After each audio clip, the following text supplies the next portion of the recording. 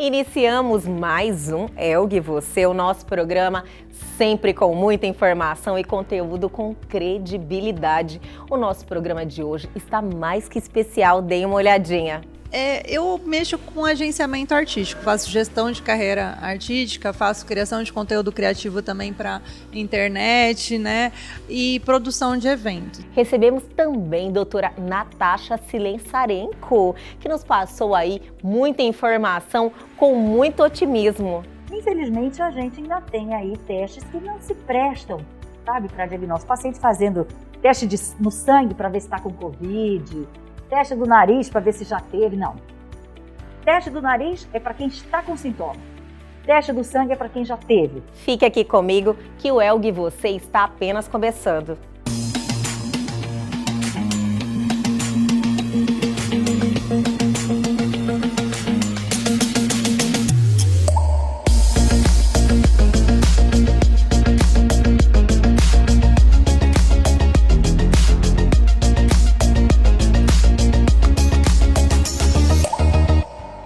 E hoje é terça-feira, aquele dia que recebemos ele, Bruno Perim, referência internacional em empreendedorismo com 3 best-sellers e que está aqui toda terça-feira cuidando do nosso bolso e compartilhando todo o seu conhecimento. Então venha, Bruno Perim.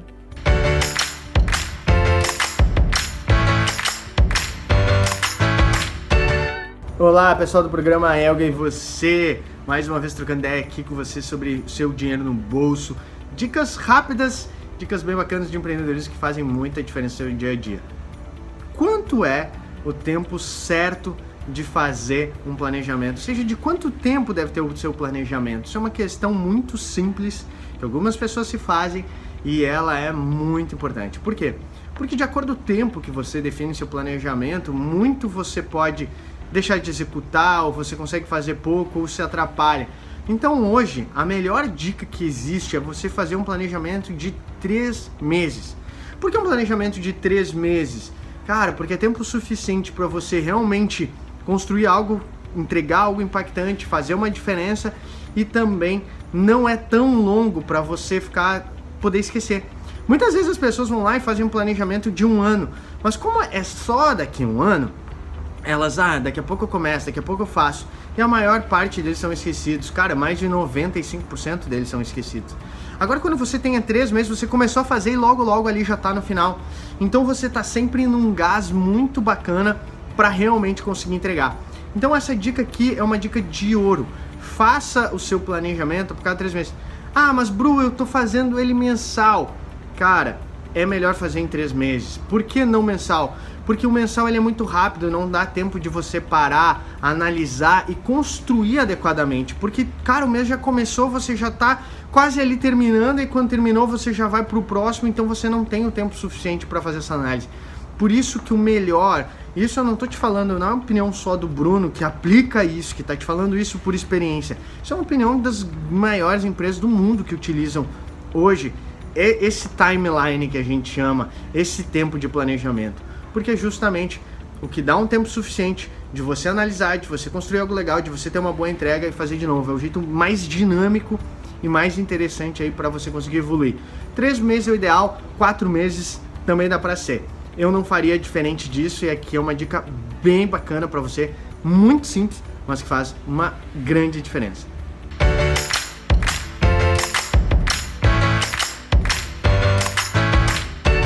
E aí, gostaram da informação, da dica de hoje do Bruno Perim? Realmente, ele sempre está aí acrescentando na nossa vida. E você quer mandar um recadinho, quer entrar em contato com ele? Pode mandar um direct ou por nossos canais de comunicação que estão aí na sua tela, viu, gente? Mas o Elgue Você continua e chegou aquele momento que nós deixamos vocês informados sobre tudo que está acontecendo no Brasil e no mundo. Chegou a hora do nosso radar, do nosso quadro de notícias.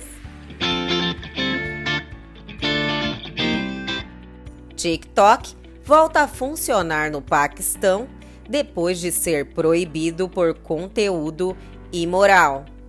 O Paquistão liberou os downloads e o uso do aplicativo chinês TikTok na última segunda-feira, revertendo uma decisão de 11 dias atrás que bloqueou o app por não filtrar conteúdo imoral e indecente. NASA escolhe Nokia para instalar internet 4G na Lua.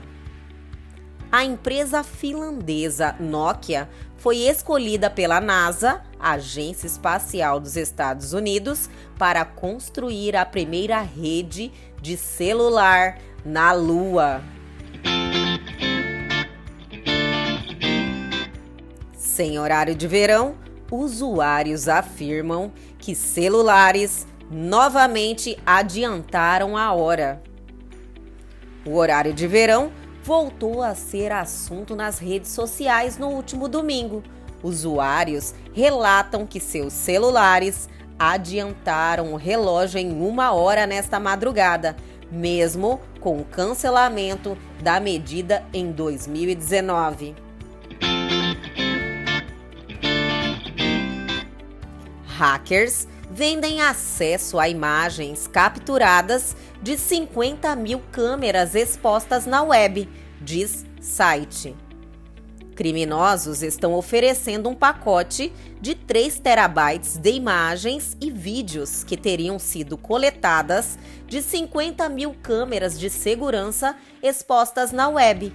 O grupo estaria cobrando uma taxa única de $150, cerca de R$850, pelo acesso e oferecendo 4.000 imagens em uma amostra grátis.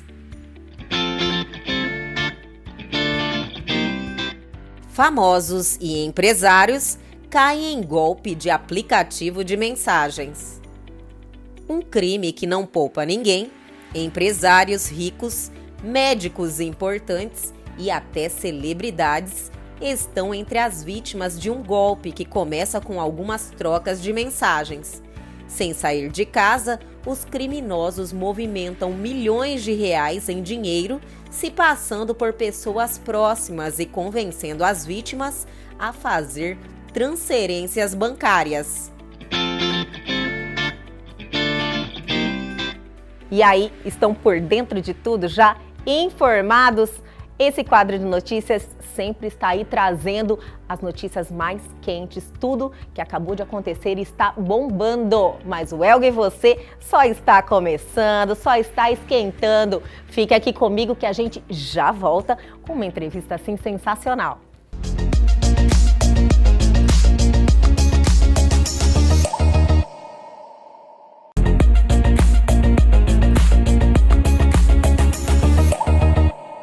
Olá, estamos aqui de volta porque vamos ter um bate-papo gostoso com ela que está aqui do meu lado, Nichelle Jaldi, empresária, produtora cultural, turismóloga, ela é demais, sensacional. Primeiro, Nichelle, muito obrigada por estar aqui com a gente hoje. Obrigada a você, meu amor. Tava com saudade. Eu também, muito saudade de você. Mas o bom é que toda vez que a gente se encontra é uma energia maravilhosa e sempre você tem algo novo, algo pra cima, pra frente pra contar pra gente. Nichelle, eu gostaria muito que você aí nos contasse como é que está essa nova fase, porque agora a Nichelle virou mamãe e o brilho no olhar dela, eu vou mostrar para vocês, ele tá aqui lindo, maravilhoso, e realmente você sempre foi uma mulher ativa, empresária, empreendedora, sempre fez acontecer grandes shows, grandes eventos e está vivendo uma fase diferente na sua vida. Vamos começar por aí? Bem diferente, né? Ser mãe, digamos assim, que é um evento sem ter hora para acabar. Né? Adorei essa colocação, vocês vão entender por que ela está falando. É tanto perrengue, né, que a gente passa em evento, eu acho que maternidade também é um mar de descobertas, de perrengue, tem coisa positiva, negativa, desde a gestação, desde a vontade em ser mãe, então assim, eu tô lidando, eu tô dando bem. Eu acho que você se deu muito bem mesmo, inclusive assim, você tem uma história legal já, né, em relação à maternidade, em toda a sua experiência, que eu queria que você compartilhasse um pouquinho com a gente também. Olha, eu acho que maternidade, ela vem assim, bem da sua vontade em ser mãe. Então, assim, quando você tem essa sementinha plantada, eu quero ser mãe, então já começa aí, né? Então, eu tive muitos problemas para tentar engravidar, para conseguir engravidar, e graças a Deus, Deus, assim, abençoou meu ventre e falou, filha, vai dar certo. Eu fiz até um testemunho lindo, deixei no meu Instagram, quem tiver oportunidade um dia vai lá e vê, que é para ajudar muitas mães que têm vontade, tem uma dificuldade aqui e deixa de fazer um exame, não vai atrás, busca, que é muito bom o resultado. Realmente, gente, vale a pena entrar lá e olhar o testemunho da Nichelle, que é realmente emocionante. Mas, Nichelle, você tem muita história aqui em Cuiabá, Mato Grosso, né? Porque não é só Cuiabá, você é produtora de eventos, fez muita coisa aqui, foi promoter, tá na nossa época do Canela Fina, que eu também quero contar para vocês. Nós fizemos aí uma época marcante no Canela Fina, que dá saudade, não dá? Dá saudade hoje, né? Eu olho assim para o Canela, me lembra Eliseu, que é o cara da noite aqui de Cuiabá, desde a época do Transas, né? E eu admiro ele pra caramba. Então, assim, Canela Fina foi um divisor de águas da minha vida. E eu gostei muito, foi uma experiência muito boa. Tivemos uma amizade linda lá, ainda mantemos até hoje, Rita, né, Marielle, todo mundo. Foi muito legal. É uma fase muito legal da nossa vida, ficou história e deixou saudade. E nós duas ainda levamos isso pra frente, né? Não saiu da nossa vida. E como é que tá esse lado para você agora? Você é a empresária, dona da Seven. Como é que está esse momento? Você pensa em voltar para os eventos? Você está focada mais em construção de carreira de artista? Como é que está esse momento da Nichelle? Eu mexo com agenciamento artístico, faço gestão de carreira artística, faço criação de conteúdo criativo também para internet, né? E produção de eventos. Porém, Nichelle, fazer evento novamente, não. Eu acho que o Cuia Folia me ensinou assim, ó, não dê um passo maior que a perna, né? Então, nesse mundo hoje em dia que os patrocínios são bem restritos, não adianta que eu não consigo. Eu já vi tanta coisa, eu prefiro estar por trás. Nichelle, realmente, você falou do Cuia Folia, foi um evento maravilhoso, porque, olha, ela idealizou algo e executou mesmo o que ela faz, viu, gente? Fez lá um super camarote e as coisas não retornaram da forma como você imaginava. E lógico, né, teve uma consequência, mas também foi legal. É um aprendizado, né? É muita imaturidade, né? Por exemplo, você vai querer fazer um evento, você tem que colocar tudo na ponta do lápis, né? E calcular. É como se fosse uma empresa que você vai fazer um plano de negócio. E, na época, eu era muito nova, eu tinha 17, 18 anos, fazendo as coisas, assim. E a gente sonhava, ia para Salvador, eu fui 7 vezes para Salvador, e eu chegava, não, vou fazer o camarote igualzinho. Quantas pessoas vão ver? Acho que vai dar 25 mil pessoas. Mandava fazer 25 mil abadá. Não! O evento foi para 8, entendeu? Então, assim, e essa perca de dinheiro aí, né? Então, assim, foi muita vazão de dinheiro. No terceiro ano foi um prejuízo tremendo. Os 2 primeiros foi bem legal o lucro, mas não faço mais eventos, só produzo. É verdade, mas produz muito bem. Inclusive, gente, a Nichelle, ela tem um segmento que eu tenho certeza que vocês vão ter muita curiosidade, querer perguntar muita coisa para ela. Ela que faz os camarins dos artistas, dos grandes shows. Como é que é isso? Muita gente deve falar, Nichelle, eu quero lá ver Gustavo Lima. Eu mesmo sou que perturbo. Nichelle, eu quero sorteio. Sofre bastante assédio, né? Tem o assédio da imprensa, que é legal, né, dessa parte, é totalmente controlável, mas tem um assédio de fãs. Esse aí é complicado, assim, cada perrengue que a gente passa, né? Então, quando eu faço produção de eventos, tudo que diz respeito ao artista, que é palco para trás, aí eu fico responsável, inclusive os camarins, né? E tem muita coisa assim legal, tem muito artista que vale a pena, dá gosto de trabalhar, e outros que a produção é tão chata que transforma o artista. Às vezes o artista não é chato e por conta de uma produção muito travada, você acaba ficando com ranço do artista. Isso transfere, né? Você vê, às vezes, tem a culpa da produção, da equipe do artista, acaba passando essa antipatia, vamos dizer assim, você fica um pouco, né? Eu também tenho essa experiência, porque às vezes a gente tem acesso, vai lá entrevistar, e aí você pega uma equipe travada, sabe? Mal educada, porque na realidade o artista vive disso, né? A gente que traz essa visibilidade para eles, e os fãs, né? Só que tem um pessoal que não entende muito assim, né, Nichelle? Quanto tempo você já ficou esperando para fazer uma entrevista com um artista de um show?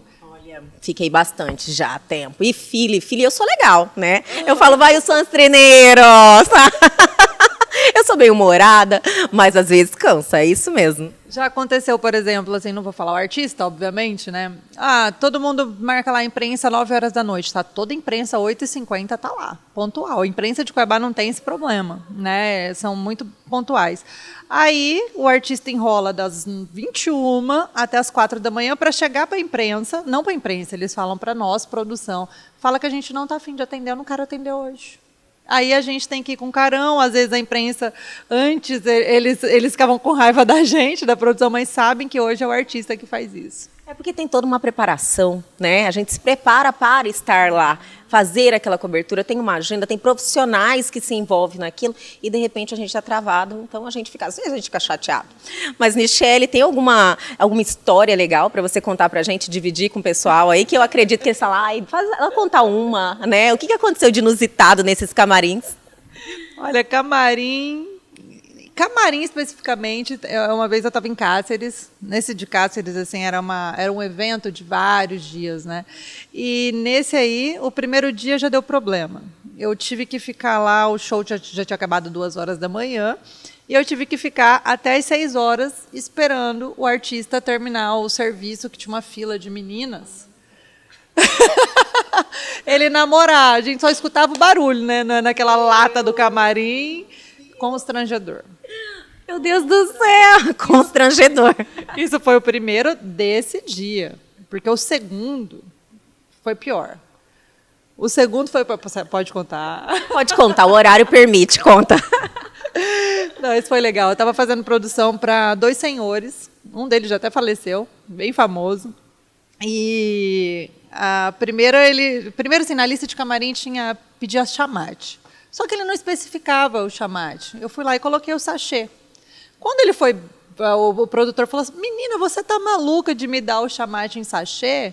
Ele toma de litro no palco, o senhor, né? Eu falei, eu não sabia. Ele pegou e tacou o sachêzinho, tudinho, e foi. Eu falei, nossa, mas esse senhor, esse velhinho tá ligado lá no palco, né? Quando a gente está indo embora, veio uma doida e para a van. No meio da van e fala assim, para tudo, eu quero entrar. Aí a dupla olhou para o outro e falou, vem. Eu, como já sou manjada, eu mandei um SAMU, uma unidade do SAMU da cidade, lá para frente do hotel, porque o senhor já tinha mais de 60 anos, né? Você já previu isso? Já previ. E graças a Deus eu mandei, porque ele tomou uma pílulazinha azul e passou mal. Meu Deus, que história é essa? A rainha do rodeio ainda. Que história, viu, gente? Muitas histórias de camarim aqui com Nichelle Jalt. Nichelle está voltando, graças a Deus, o movimento. A gente, assim, consegue pensar que a gente já está dando adeus por esse período de pandemia, né? Que é o que todo mundo quer. Como é que está para você os eventos retornando? Então, a minha agência, ela tinha 40% do nosso faturamento era digital, né? Então, era do marketing digital. Então, hoje, a gente reverteu e foi para 60%. Então, a gente conseguiu fazer isso, né? Eu sou uma das poucas, por exemplo, que ainda ficou, porque teve muito CNPJ que não aguentou, né? Que se perdeu e fechou. Com o retorno dos eventos, como eu atendo, assim, eu tenho um casting de artistas que eu atendo evento corporativo, casamento, tudinho. Então, assim, digamos que a máquina começou a girar agora, com eventos até 200 pessoas, até 500 para corporativo. Então, está voltando aos poucos, assim, né?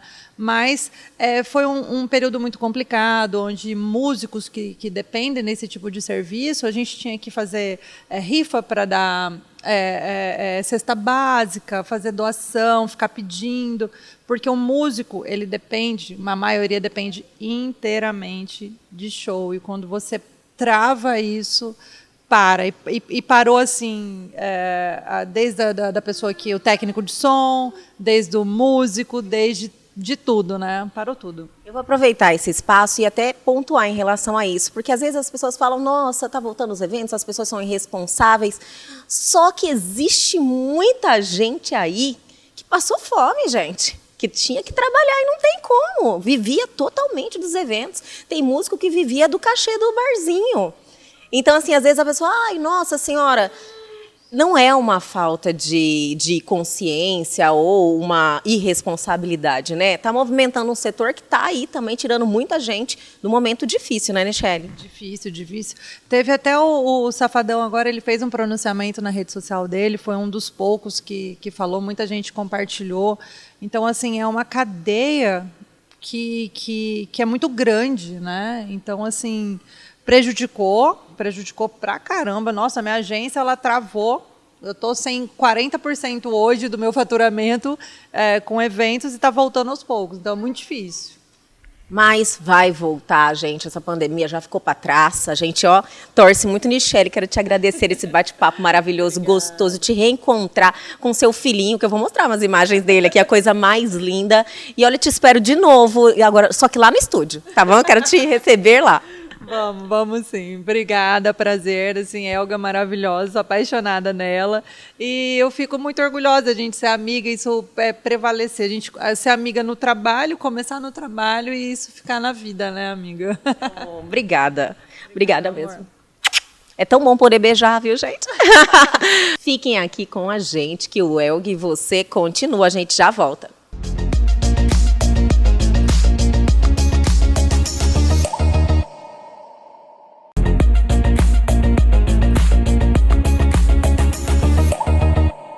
Estamos de volta e hoje um dia especial. Estamos recebendo novamente a doutora Natasha Silessarenko, que é um prazer imenso te receber aqui novamente e num momento assim com mais otimismo, né, doutora Natasha? Ai, Elga, com certeza é outro momento, são outros tempos. O prazer é imenso meu de voltar aqui. Eu estava falando agora há pouco, como é gostosa a energia daqui, a sua energia, você é muito... fácil, assim, de conversar. A gente passaria horas aqui conversando. Muito gostoso, muito gostoso. Muito obrigada, obrigada mesmo. Faz muita diferença receber um elogio seu, viu?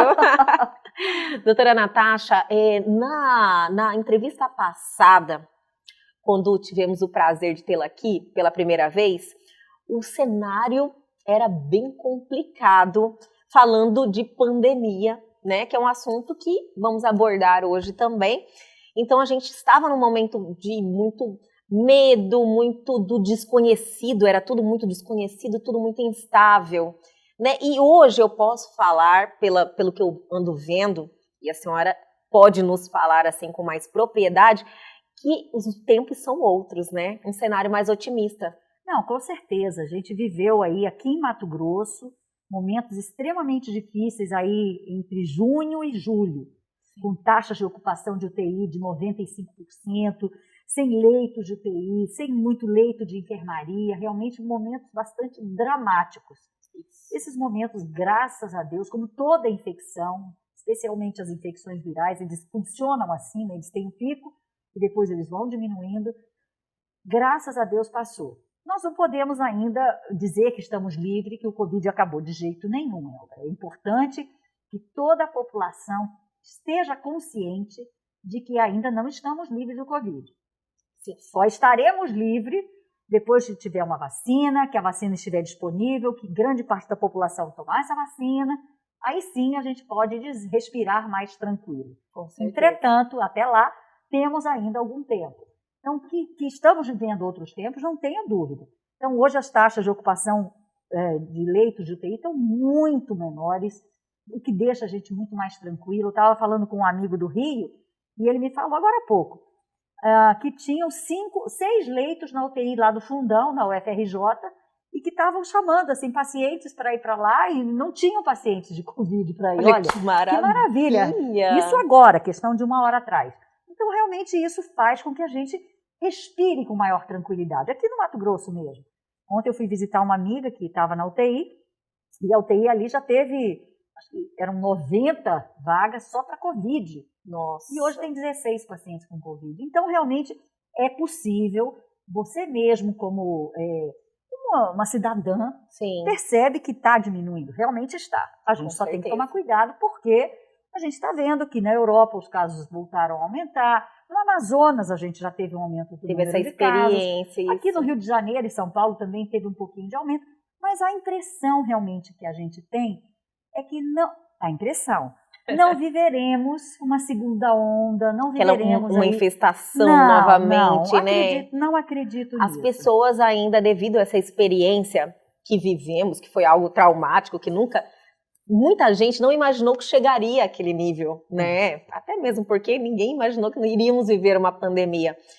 As pessoas se sentem ainda bastante intimidadas com a Covid, com a doença, com a pandemia, tem esse temor de voltar uma reinfecção, né? Uma infestação novamente, né? Assim que se fala.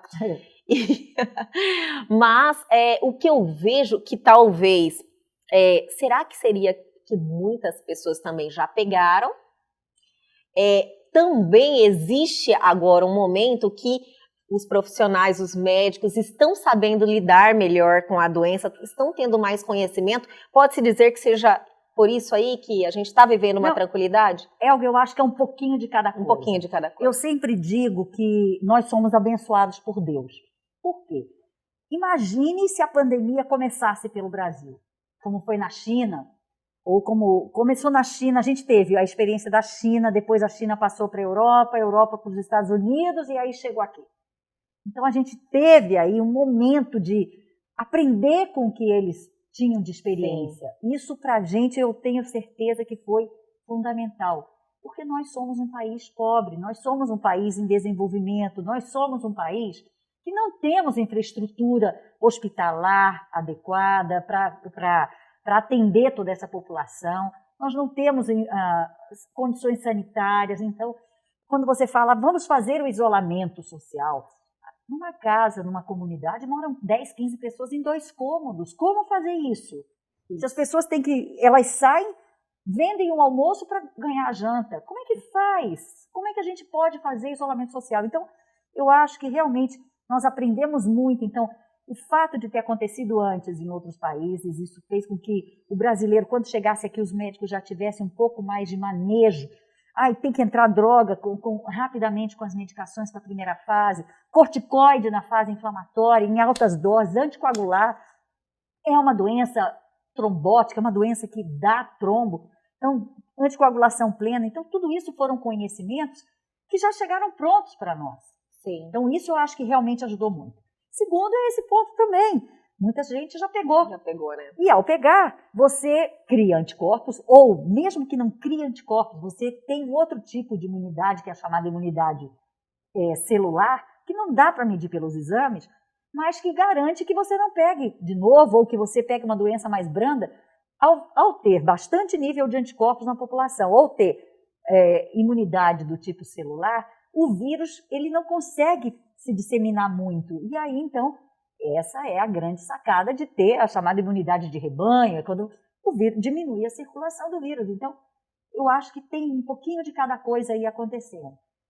Sem sombra de dúvidas, as medidas preventivas de uso de máscara, distanciamento social, não ter aglomerações, a higiene frequente das mãos, o uso do álcool gel, a etiqueta respiratória, sempre vai tossir ou espirrar, usar o cotovelo. E outra coisa muito importante, o brasileiro tem essa coisa de...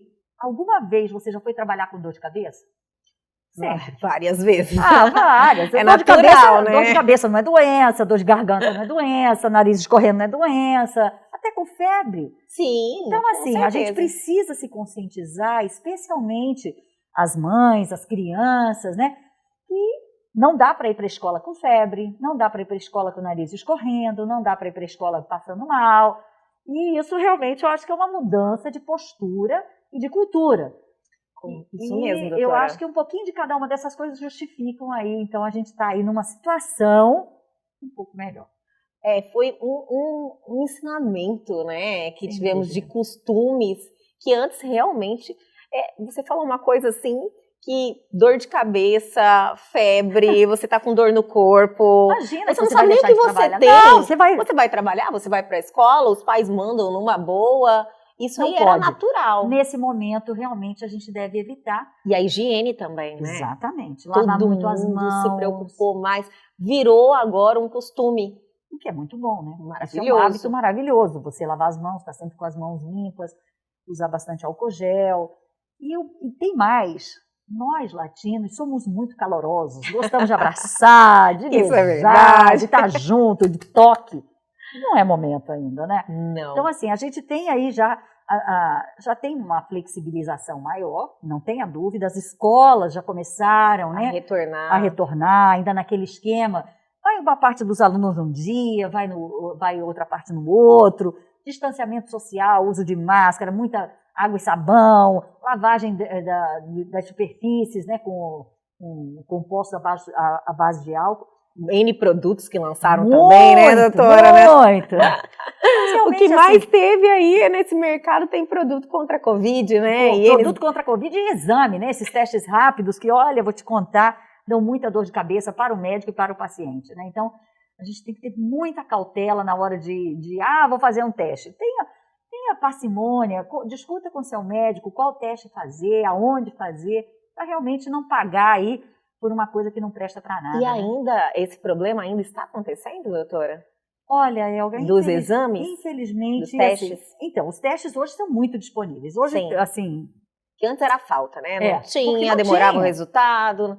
Exatamente, porque era uma doença nova. Sim. Não tinha ainda grandes produção em larga escala. Hoje isso acabou. Já realmente a gente pode dizer que não temos mais problema com a quantidade de testes. Agora, infelizmente, a gente ainda tem aí testes que não se prestam, sabe, para diagnóstico. Paciente fazendo teste no sangue para ver se está com Covid, teste do nariz para ver se já teve, não. Teste do nariz é para quem está com sintoma. Teste do sangue é para quem já teve, para saber se já tem... Se está imune ou não. Exatamente. Então, assim... Isso tem que ser bem frisado, porque embora tanto a imprensa e muitas as informações estarem muito disponíveis, né, e as pessoas realmente se fala muito sobre Covid ainda, mas essa clareza, assim, olha, teste de sangue é para ver quem se já teve. Já teve. Se já teve anticorpo. Uhum. E o teste do nariz, para ver se o indivíduo está com a doença. Então, quando é que eu indico um, quando eu indico o outro? Teste do nariz, quando eu tenho sintoma. Então, com dor de cabeça, dor no corpo, dor de garganta, nariz escorrendo, diarreia, dor abdominal, o que eu vou fazer? Teste do nariz, que é o PCR ou o teste rápido de antígeno. São esses dois, os dois com cotonete no nariz e na garganta. Sim. Eu quero saber se eu tive há 2 semanas atrás, eu quero saber, tive contato com alguém, é sangue, para saber se tem anticorpo. Então, o teste do nariz, a gente deve colher de preferência do 2º ao 7º dia de sintoma. O teste do sangue, 15 dias depois do início dos sintomas ou do contato suspeito. Que aí já está mais seguro no resultado, né, com mais eficácia. Exatamente. Doutora, um dos assuntos aqui que a gente quer ter mais esclarecimento, mais informação é em relação às crianças, né? Que existe aquele mito que a criança não pega o Covid e a gente quer conversar sobre isso, mas espera só um pouquinho, eu vou chamar o intervalo, mas a gente já volta com mais doutora Natasha.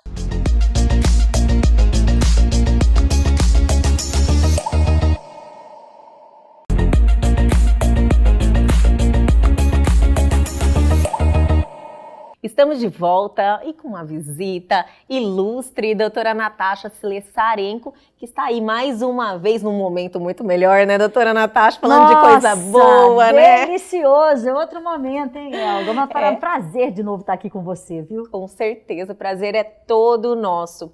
Finalizamos o bloco anterior falando desse mito aí em relação às crianças, né, doutora? Como é que funciona isso? Porque agora estamos aí voltando às aulas também. Então, as crianças, assim, foi algumas coisas muito interessantes essa pandemia nos ensinou sobre as crianças. Então, quando os primeiros casos foram detectados e que o mercado de Wuhan, na China, foi fechado ainda no dia 31 ou 1º de janeiro, 31 de dezembro de 2019, 1º de janeiro de 2020. Então, o mundo se alertou de que tinha algo novo na China, né? E a partir daí, então, foi aquele desdobramento, que a gente já sabe, a doença se espalhou pelo mundo todo e chegou aqui no Brasil. O primeiro caso, a princípio, foi dia 26 de fevereiro. O primeiro caso no Brasil.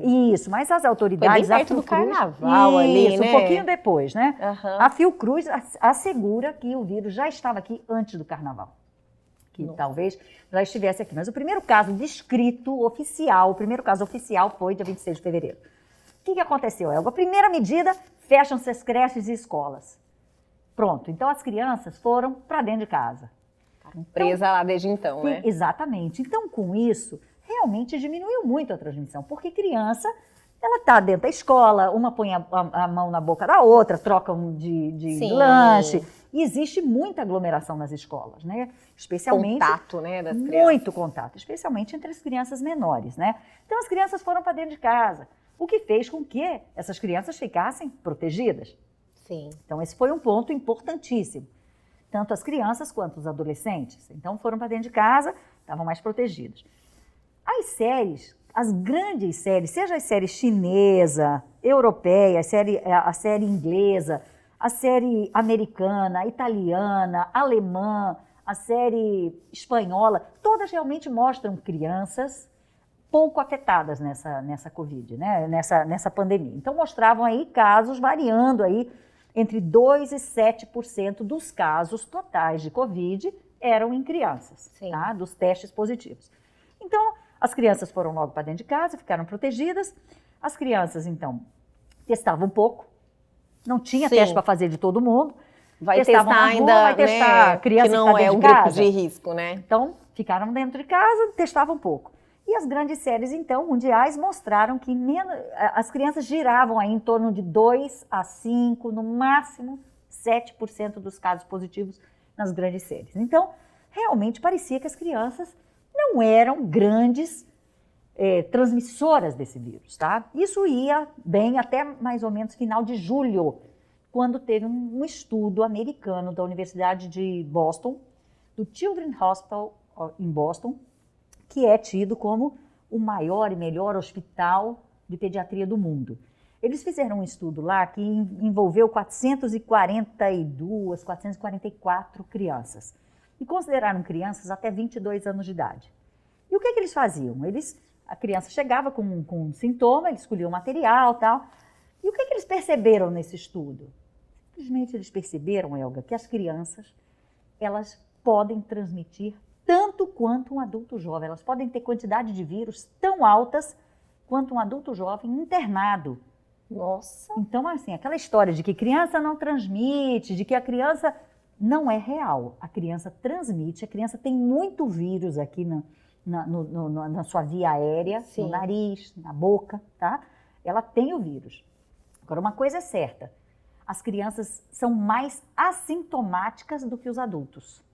Ou criança seja, ela se manifesta... O organismo dela tá mais forte, né? Na verdade, assim, a gente não tem várias teorias. Quando tem várias teorias para explicar, geralmente é porque nenhuma convence.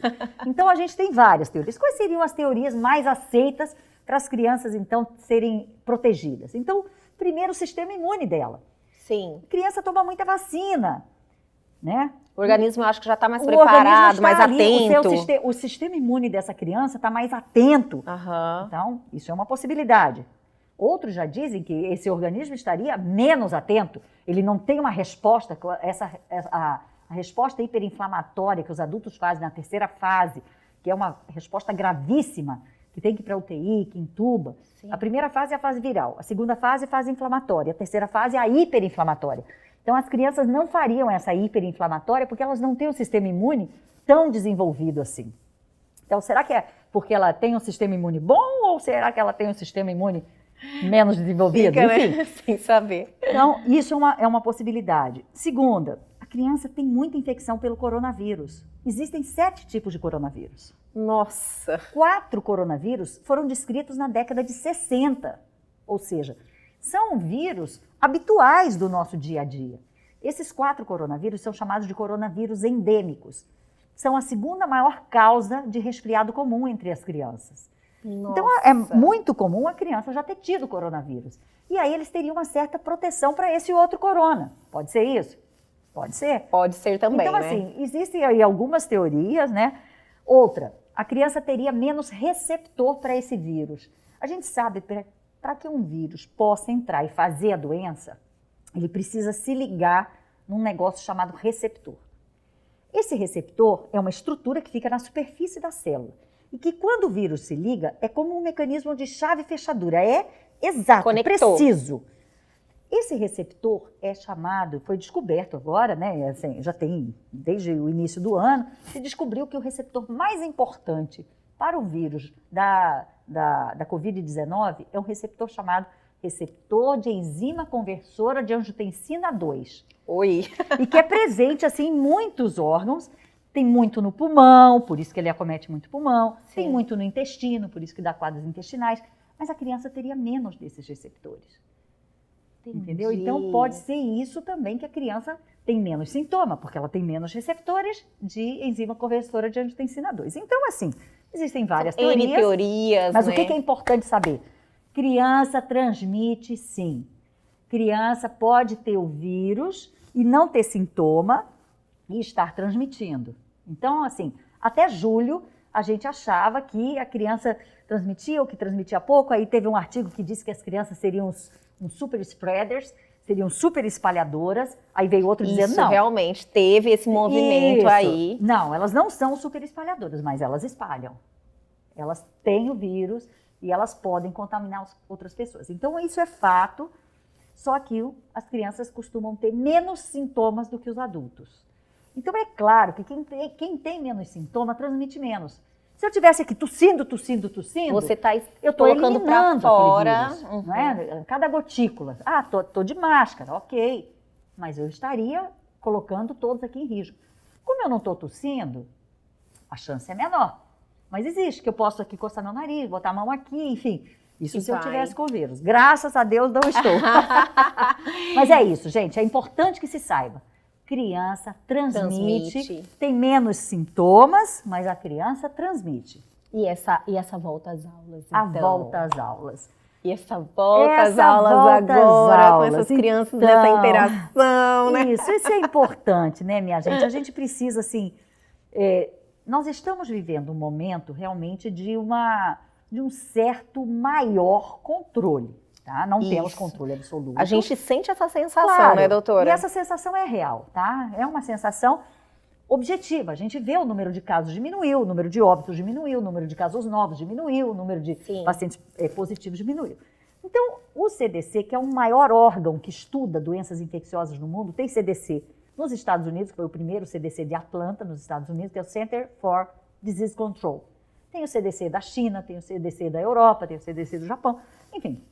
O CDC lançou uma norma que diz o seguinte: se naquele seu estado, no seu lugar, no seu país, tiver um número de casos novos menor do que 20 casos novos para cada 100 mil habitantes, 20 casos novos para cada 100 mil habitantes. Então, você está com uma situação de baixo risco de transmissão se voltar às aulas. Então, se usa isso. Então, ele tem lá a coloração verde, um verde mais escuro, um amarelo e vermelho. Então, que é o que as pessoas estão se baseando, exatamente. né? Então, se a transmissão, se a taxa de transmissão, se o número de casos novos por cada 100 mil habitantes estiver menor do que 20, existe um baixo risco de levar essa criança para a escola. Mas é claro que os pais a decisão deve ser compartilhada entre o pai, a escola, a comunidade escolar e o próprio adolescente. Então é importante, uma criança maior, não vou perguntar para uma criança de 2 anos se ele quer voltar para a escola. Você vai... Não, às vezes você até conversa com algumas crianças e fala, não aguenta mais ficar em casa, quer voltar em casa com um coleguinha. Mas os pais ainda se sentem bastante inseguros. Então, assim, eu acho que é importante essa socialização. Escola não é só um lugar de aprender. Escola é lugar de se socializar, de fazer amizades, de passar bons momentos, mas a gente tem que fazer isso com segurança e com responsabilidade. Com toda certeza. Então, assim, eu participei aí de algumas escolas, lá do Toque de Mãe, da escola do Colégio Notre Dame, que é meu colégio do coração. Eu participei da elaboração lá de um documento de como fazer com que a escola tenha essas ferramentas e instrumentos de maior segurança. Então, aumentar o número de pias com sabonete, colocar álcool gel à disposição, medir a temperatura dessas crianças ao entrar, fazer esse sistema assim, segunda, quarta e sexta vai um número X de crianças naquela semana. Tipo um revezamento. Terça e quinta na outra. Não pode ter aquele mesmo número de crianças da sala, entendeu? E tá fazendo isso de maneira, muitas atividades ao ar livre. Então, assim, eu acho que tudo isso vai contribuir realmente para uma volta às aulas mais segura e deixando os pais mais tranquilos, né? Eu Porque acho que sim. eu acredito que com essas tomadas, assim, essas medidas, vai deixar os pais um pouco mais à vontade. Está todo mundo querendo já mudar esse calendário para 2021. Não é? Todo mundo que a gente conversa fala, não, vai voltar só em 2021. Nossa. Mas eu acredito que essa retomada ainda em 2020 já vai ajudando, né, a ter um cenário de normalidade para as crianças também, que não devem aguentar ficar em casa mais, né? Não, ninguém aguenta. Doutora, também teve a questão do kit, né, que aqui no Mato Grosso, eu não sei se isso é no nosso país como um todo, em todos os estados, mas eu percebi que quando eles começaram a saber lidar com a doença, das primeiras, alertou todo mundo, olha, o que estava acontecendo, as pessoas achavam que pegou, elas continuavam em casa, elas não procuravam quando já estava com um problema. Complicado. E hoje não, começou a alertar, olha, você pegou, corre, isso. A pessoa já tem um lugar onde vai sai com o kit. Isso aí também foi uma medida que deu certo, né? Excepcional. Eu acho que terem criado aquele sistema lá na Arena Pantanal, foi sensacional. Eu percebi que depois daquilo eu senti uma melhora. Não, com certeza. Ali o paciente tinha acesso a fazer exame, tinha acesso a fazer consulta, tinha acesso a medicamento. Foi sensacional. Parabéns ao Gilberto, secretário de Saúde, ao Mauro Mendes, que tocou esse projeto, a todos os médicos que estão à frente desse projeto. Aliás, domingo agora é dia do médico. Domingo agora, já vou te dar os parabéns. 18 de outubro. E realmente, assim, sem sombra de dúvidas, nós médicos, junto com os enfermeiros, os maqueiros, os técnicos de enfermagem, o pessoal de limpeza, todo esse pessoal da linha de frente ali de um hospital, de uma clínica, de um posto de saúde, somos realmente muito heróis, viu? Porque no medo, na insegurança, naquele desespero de saber o que iria fazer, como agir, como fazer. Gente, vamos nos proteger, porque a nossa missão é essa, é estar lá para ajudar as pessoas. Até arrepiei, eu senti a energia. Nossa, é isso mesmo. Mas nós médicos não podíamos nos acovardar. Sim. Como fechar uma clínica? Como? Não pode. A gente tem que estar lá, na linha de frente, ajudando o paciente, dando segurança. Apesar do nosso medo, da nossa insegurança, imagine o que fosse, como seria essa pandemia se a gente não tivesse o SUS. Com certeza. Meu Deus, podia ser dramático. Então, assim, o SUS realmente tem os seus defeitos, mas tem, assim, muita coisa boa. Se não fosse o SUS, a gente realmente estaria aí numa situação muito pior, com muito mais mortos. Morreram muitos. Hoje no Brasil estão mais de 150 mil mortos por causa da Covid-19. Meu Deus do céu, só em Mato Grosso, 4 mil, né? Muita gente. Muita gente. Sempre você vai conversando, tem um caso ou outro, olha, perdi alguém próximo. Todo mundo conhece alguém que faleceu de Covid-19, mas graças a Deus estamos aqui, conseguimos aí superar. Ainda não chegamos do outro lado do rio, né? Eu falo assim, isso é uma travessia. Isso. Não chegamos do outro lado. Mas já estamos vendo a margem ali, né, doutora? E assim, tudo isso veio para mexer um pouco com a gente, né? Não é possível ter esse vírus. Eu não acredito nessa teoria da conspiração que foi um vírus fabricado, que foi um vírus... Eu não acredito em nada disso. Sim. Mas a gente precisa aprender com essa pandemia, sabe? Mais do que aprender a tratar, do que aprender a lidar com o paciente assim, mas a gente tem que tirar valores de vida disso, de compaixão, de amor ao próximo, de empatia, se botar no lugar do outro, de fazer mais pelo outro. Ainda mais nós que estamos na área da saúde, temos essa obrigação.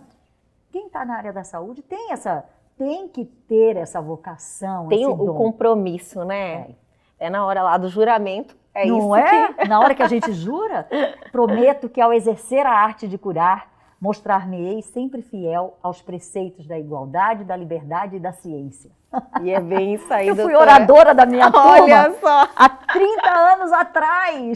E até hoje ainda está na ponta da língua. Eu vivo esse juramento, é isso aí. Doutora, olha, foi maravilhosa estar com você neste momento, você passando todas essas informações e trazendo aí essa energia positiva, esse olhar assim de que está clareando tudo, né? Ah, isso é muito bom. Olha, eu queria terminar com um pequeno trecho de uma poesia de Fernando Sabino que eu acho que cabe demais para esse nosso momento. Por favor, nos presenteie, por favor. Então, que diz assim, olha, de tudo ficaram 3 coisas.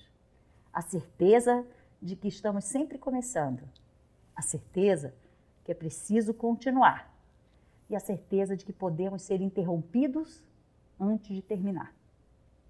Faça da interrupção um passo de dança.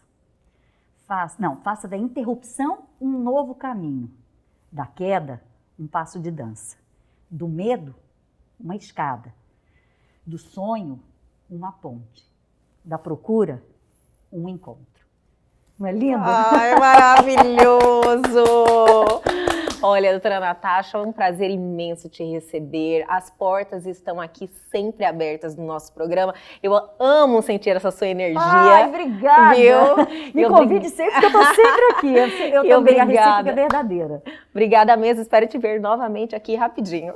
Com todo prazer. Obrigada. E é nesse clima que nós finalizamos o programa de hoje, mas não fique triste que a gente volta amanhã. Perdeu algo? Quer mandar alguma mensagem? Nossos canais de comunicação estão aí na sua tela e tem também nosso canal no YouTube. Reveja essa entrevista e muitas outras que estão lá à sua disposição e se inscrevam. Aguardo vocês amanhã aqui na TV Pantanal, canal 22.1.